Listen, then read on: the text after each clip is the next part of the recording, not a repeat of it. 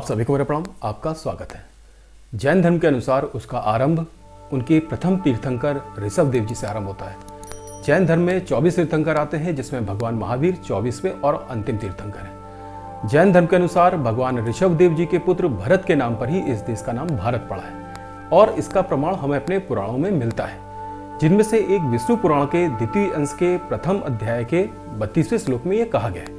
हालांकि वहां पर भगवान ऋषभ देव जी और उनके पुत्र भरत दोनों ही यज्ञ अनुष्ठान और वर्ण आश्रम व्यवस्था का पूर्ण रूप से पालन करने वाले भी बताए गए हैं। श्लोक नंबर 28, 29, 30, 33 और 34 में आप देख सकते हैं, जैन शब्द जिन से लिया गया है, जिसका अर्थ होता है जीतने वाला। जैन धर्म मूलतः श्रमण परंपरा पर आधारित है, जिसमें कर्म को ही प्रधान माना जाता है। जैन धर्म ईश्वर को नहीं मानता, अर्थात ईश्वर इस जगत का कर्ता नहीं है। उसके अनुसार हम संसार की विसंगतियों अर्थात अधर्म और दुख आदि को अपने शुभ कर्मों द्वारा दूर कर सकते हैं। इसमें ईश्वर की कोई भी भूमिका नहीं है। यह सभी कुछ हमारे कर्मों पर आधारित है और हमें जो कुछ भी प्राप्त होता है वह हमारे कर्मों का ही परिणाम होता है। इस कारण जैन धर्म में शुद्ध कर्मों की दृष्टिकोण से आचरण अर्थात चरित्र की शुद्धता के लिए बहुत कठोर नियम बनाए गए हैं। इन नियमों के कारण ही जैन धर्म को भारत में बहुत सम्मान की दृष्टि से देखा जाता है, किंतु संभवतः इन कठोर नियमों के कारण ही जैन धर्म का अधिक विस्तार नहीं हो सका। जैन धर्म का विस्तार वास्तव में भगवान महावीर स्वामी के उदय के बाद हुआ था। जैन धर्म के अनुसार हम अपने कर्मों की श्रेष्ठता के आधार पर स्वयं जिन बन सकते हैं। जिन अर्थात अपनी इंद्रियों को जीतने वाला। जैन धर्म ने मनुष्य की 5 इंद्रियों को ही उसका वास्तविक शत्रु माना है। जैन धर्म के अनुसार जब व्यक्ति अपने मन पर विजय प्राप्त करके अपने अनंत स्वरूप को प्राप्त कर लेता है, उन्हें ही जिन कहा जाता है। जैन धर्म के अनुसार 4 प्रकार के अनंत होते हैं: अनंत दर्शन, अनंत ज्ञान, अनंत शक्ति और अनंत आनंद। जैन धर्म में प्रार्थना स्थलों को जिनालय अथवा मंदिर कहा जाता है। जैन धर्म के अनुसार हमारे लिए बाहरी शत्रुओं पर विजय प्राप्त करने से अधिक महत्वपूर्ण स्वयं पर विजय प्राप्त करना है, अर्थात जो व्यक्ति अपने आंतरिक शत्रुओं पर विजय प्राप्त कर लेता है उसे ही अरिहंत भी कहा जाता है। काम, क्रोध, लोभ, मोह और मात्सर ही हमारे आंतरिक शत्रु कहे गए।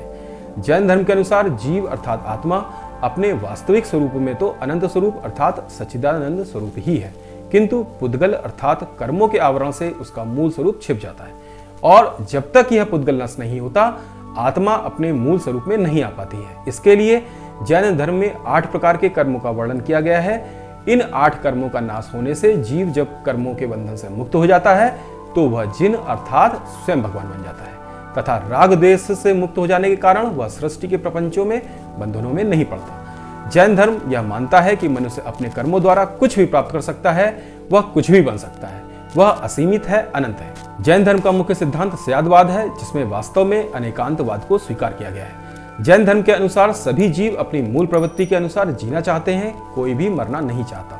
अतः जैन धर्म में अहिंसा को सबसे ऊपर रखा गया है, इसे ही परम धर्म माना गया है। इसके लिए इन्होंने बहुत कठोर नियमों को अपनाया है, जो एक सामान्य व्यक्ति के लिए सरल बात नहीं है। जैन धर्म में श्रमणों और श्रावकों अर्थात साधुओं और गृहस्थों के लिए 5 महाव्रत और 5 अणुव्रत बताए गए हैं, जिसका सभी को कठोरता से पालन करना होता है। जैन धर्म में हर बात को बहुत सूक्ष्म स्तर तक देखा गया है और समझाया गया है। ज्ञान की दृष्टि से जैन धर्म का दर्शन बहुत विशाल दर्शन है। इस पर विस्तार से चर्चा करने के लिए हमें बहुत बड़े बड़े और कई एपिसोड बनाने पड़ेंगे।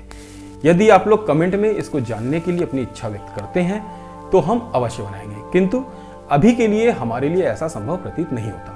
फिर भी अगले एपिसोड में हम जैन धर्म के मुख्य सिद्धांतों पर चर्चा अवश्य करेंगे। तो अगले रविवार तक के लिए हम आपसे अभी विदा लेते हैं और आप लोग कृपया वीडियो को लाइक कर लीजिए, शेयर कर दीजिए, कमेंट भी कीजिए और चैनल को सब्सक्राइब अवश्य कर लीजिएगा। आप लोग चैनल को सब्सक्राइब करना भूल जाते हैं। तो आज के लिए बस इतना ही। जय हिंद, वंदे मातरम।